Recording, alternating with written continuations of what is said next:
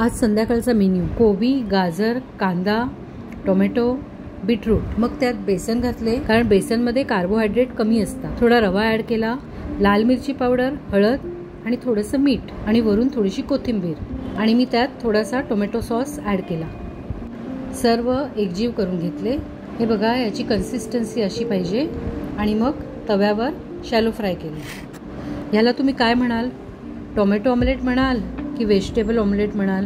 बरं, एवढंच करून कसं चालेल? मग मी पनीर घेतले, ते किसले, त्यात बेसन टाकले आणि थोडा पिरी पिरी मसाला टाकला, हळद, तिखट, मीठ टाकले आणि त्याचे छोटे छोटे वडे करून तळले. माझा पनीर पकोडा तयार झाला. मी खाऊन बघितला, चवीला छान लागला.